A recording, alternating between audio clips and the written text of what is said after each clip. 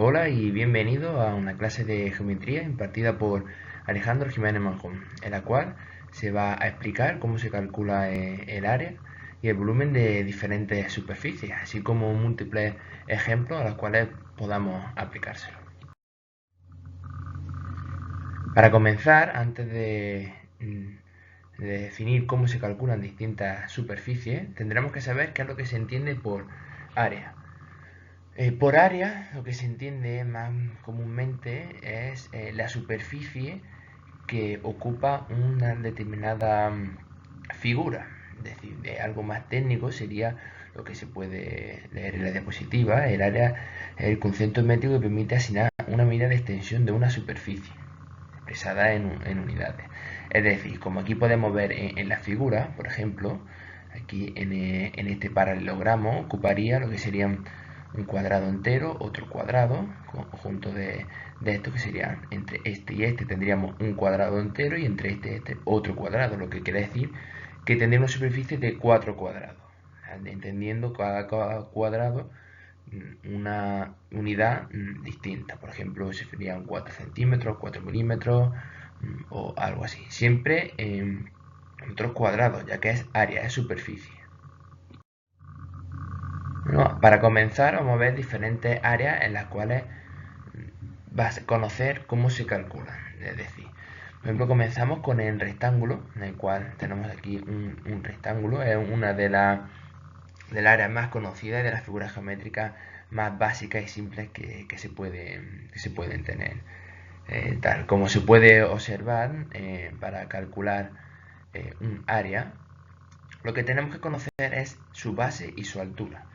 En este caso tenemos aquí la base del rectángulo con su altura, llamándolo B y A. Por tanto, como podemos ver, el área se calculará con la base por la altura, dándonos una unidad métrica en metros cuadrados, más comúnmente, ya que utilizamos el sistema métrico para definir este tipo de conceptos. A continuación, después del rectángulo, tenemos el cuadrado, que como se puede ver, el cuadrado es muy similar al rectángulo, teniendo la peculiaridad de que los lados del cuadrado son iguales, es decir, su longitud es exactamente lo mismo. En el cuadrado teníamos que o la base o la altura, dependiendo a lo que nosotros queramos llamarlo, como esté colocado el rectángulo, uno es más grande que otro, pero en este, si nos fijamos, tenemos tanto este lado como este lado son idénticos, lo que lo llamaremos L de lado. Y su área, como se calculaba antes, base por altura, tendremos aquí que será igual base por altura, siendo su área L por L, en este caso L cuadrado. Es exactamente lo mismo que antes. Tanto el cuadrado como el rectángulo se calculan exactamente igual, con la peculiaridad que hemos dicho. En el cuadrado sus lados son idénticos. Para continuar, introduciremos el concepto de paralelogramo. Paralelogramo se entiende por ello como cualquier polígono, área, superficie, cualquier figura geométrica en el cual tenga sus lados paralelos. Nos fijamos, este área, este lado, perdón, y este lado son paralelos, al igual que estos dos son paralelos. Entonces, ahora aquí tenemos la siguiente cuestión. ¿El rectángulo y el cuadrado son paralelogramos? Efectivamente, por supuesto, claro que sí. Tanto en el rectángulo teníamos base, este lado y este lado eran paralelos, y este, que sería así, y aquí así, son paralelos. Por tanto, también es considerado un paralelogramo. Aquí, para calcular su área, se hace exactamente igual que en los dos casos anteriores. Tenemos que conocer su base y su altura. Aquí, como bien sabemos, B, llamamos B a lo que sería nuestra base, este lado, y A sería la altura. Entonces ahora diríamos, pero bueno, si es que este paralelogramo, esta figura está inclinada. Sí, pero eso no nos influye porque la altura es igual. Si nos fijamos, aquí tenemos un triángulo, que sería este triángulo que falta aquí. Por tanto, si este triángulo lo pusiéramos en este sitio, tendríamos lo que sería una base por aquí que haría así. Bueno, igual que en el caso anterior del paralelogramo, aquí tenemos un área un poco peculiar. Simplemente es el rombo. Si nos fijamos el rombo, tendríamos otro paralelogramo, al igual que en los casos anteriores, tanto en el cuadrado como en el rectángulo, o en el caso anterior que teníamos. Peculiaridad de rombo, pues muy sencillo. A diferencia del paralelogramo que hemos visto anterior, en este caso, en el rombo, todos sus lados son iguales. Y dice, bueno, pero es que eso ya lo teníamos también en el cuadrado. Sí, pero en el cuadrado, al igual que sus lados eran de igual longitud, teníamos que los cuatro ángulos que formaban eran iguales de 90 grados. Y aquí, si nos fijamos, este ángulo y este ángulo son completamente distintos, dándole esa forma peculiar del rombo. Entonces, ¿cómo lo calcularemos? Pues igual que lo hemos calculado anterior. Podríamos hacerlo conociendo su lado. Bueno, aquí a la hora de dibujar el rombo tenemos que conocer sus diagonales, la diagonal mayor y la diagonal menor. Tendríamos la diagonal mayor y la diagonal menor. Que esa es otra de la peculiaridad que tiene el rombo. Si nos fijamos, el cruce de la diagonal es de forma perpendicular, formando aquí 90 grados y siendo su cruce justo en el centro de esta figura. Por tanto, a la hora de calcular su área se hace de la siguiente manera. Tendríamos diagonal mayor por diagonal menor entre 2, ya que si lo hiciéramos sería como si esta diagonal menor lo pusiéramos aquí en grande. Tendríamos esto, este y este. Si nos fijamos sería un área muy superior a la que sería el rombo en sí. Analizándolo vemos que esta diagonal mayor, esta diagonal menor, suma el doble de área que forma el rombo. Por tanto sería como una base, esta base, por esta altura, dividido entre 2 para que nos salga la del rombo. Y no sea el doble, ¿vale? Para continuar, introducimos el concepto del trapecio. El trapecio, ¿qué ocurre aquí? No se considera un paralelogramo. ¿Por qué? Pues muy sencillo, como habíamos dicho anteriormente, un paralelogramo es aquel que tiene sus lados paralelos. Si nos fijamos aquí, este lado es paralelo a este otro lado, pero no encontramos este y este que no son paralelos, por tanto no se puede considerar. ¿Sabría decirme por qué? Pues por esta sencilla razón, ya que estos otros dos lados no son paralelos si nos fijamos, ¿vale? Aquí, ¿cómo calculamos su área?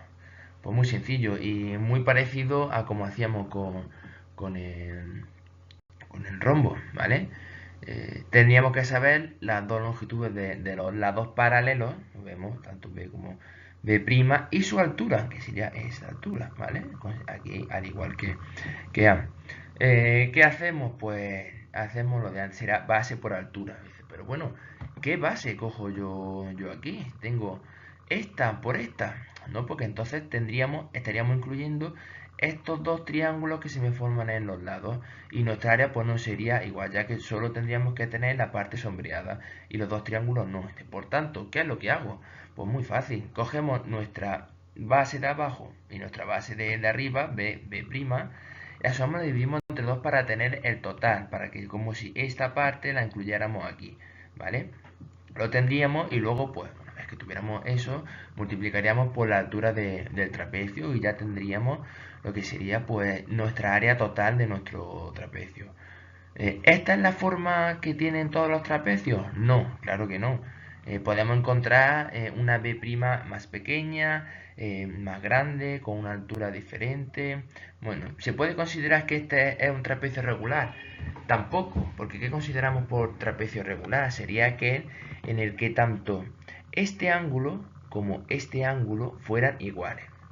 Por tanto tendríamos nuestra vez y este pues para una idea sería una cosita así, ¿vale? De todas formas, para que sea regular tiene que tener sus ángulos iguales. Entonces si tuviera este ángulo y este ángulo iguales, por semejanza este ángulo y este ángulo también serían iguales. Si nos fijamos bien, en este caso, los cuatro ángulos que forman nuestro trapecio, los ángulos interiores, son totalmente diferentes entre sí, por tanto, no se puede considerar un trapecio regular. Pero bueno, a fin de cuentas, para calcular el área de este trapecio, el trapecio regular, sería exactamente igual que se hace con este trapecio. Después pues, podemos incluir la idea de los polígonos regulares. Dice, bueno, ¿qué es un polígono regular? Pues son aquellos que se generan a través de un círculo, suelen ser interiores o exteriores al círculo. Pero bueno, su peculiaridad es que todos sus lados miden exactamente lo mismo, por eso es regular. Podemos encontrar otro polígono de 5 lados, como en este caso, o de 6 7 del que sea, 20 lados si quisiéramos, en los cuales, si todos sus lados son iguales, tienen la misma longitud, polígono regular. Si alguno de sus lados es mayor o menor, pues ya no podríamos hablar de un polígono regular, ¿vale? Y bueno, ¿cómo calculamos este área? Pues muy fácil, sería, como vemos aquí, sería el perímetro por AP, que es AP es la apotema, ¿vale? Desde el centro del polígono hasta el centro de uno de sus lados. Este aquí, o esta apotema, o esta, o esta, o esta. ¿Cuántas apotemas tiene? Pues tantas como lados, ¿vale? ¿De acuerdo? En este caso tenemos 5 lados, pues teníamos 1, 2, 3, 4, 5. ¿Y cómo calcularíamos su área? Pues haríamos el perímetro del polígono, la suma de todos sus lados,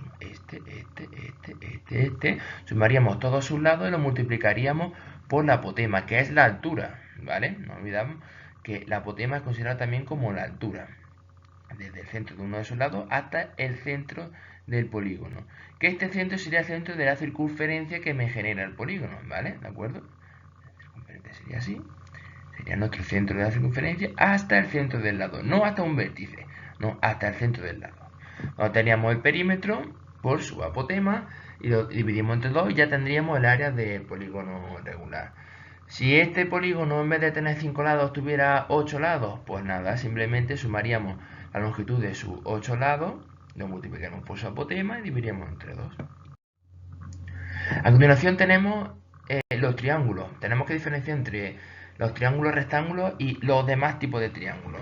¿Por qué? Porque el triángulo rectángulo es aquel que tiene la peculiaridad de que uno de sus lados es recto, es decir, mide 90 grados. Por eso es lo de rectángulo.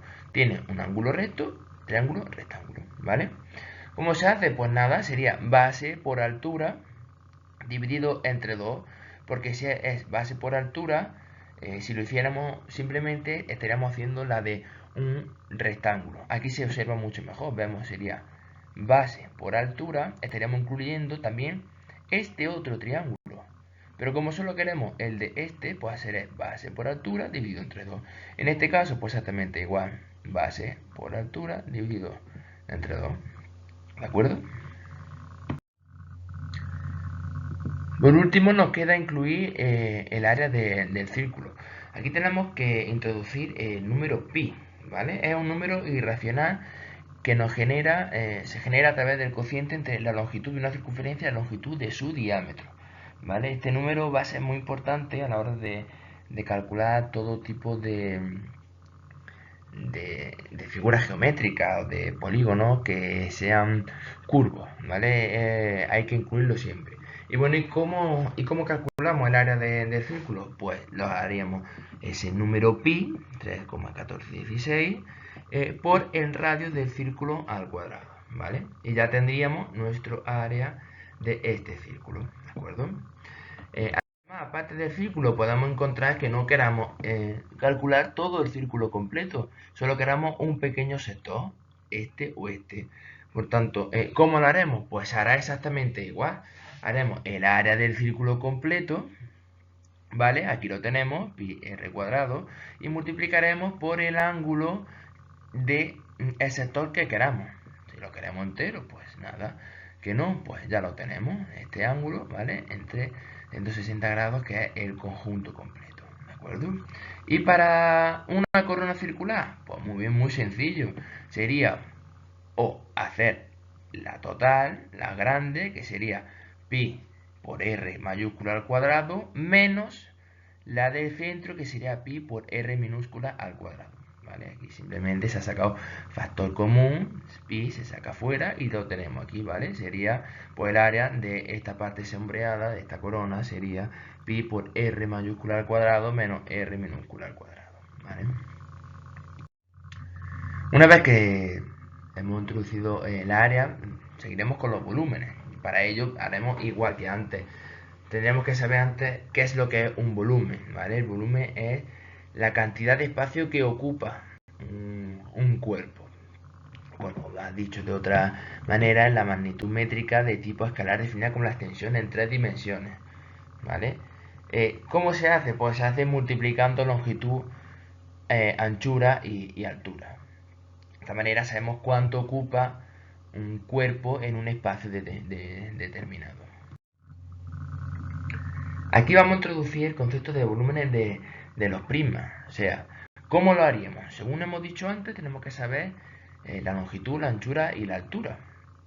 Si nos fijamos aquí, tendríamos, por ejemplo, la longitud, la anchura y la altura. Por tanto, ¿cómo lo hacemos? Muy bien, tenemos que saber el área que tiene abajo. Si sabemos este área, ¿vale? Por su altura. Sería este área multiplicado ¿cuántas veces? Pues todo esto para arriba, toda su altura, ¿vale? H. Este área por ese H nos dará el volumen que ocupa este cuerpo. Que este cuerpo, la base puede formar cualquier tipo de área visto anterior. O sea, puede ser cualquier tipo de paralelogramo, un rombo, un polígono regular, polígono irregular, cualquier cosa. Igual que puede ser una circunferencia, como se va a ver en el caso siguiente.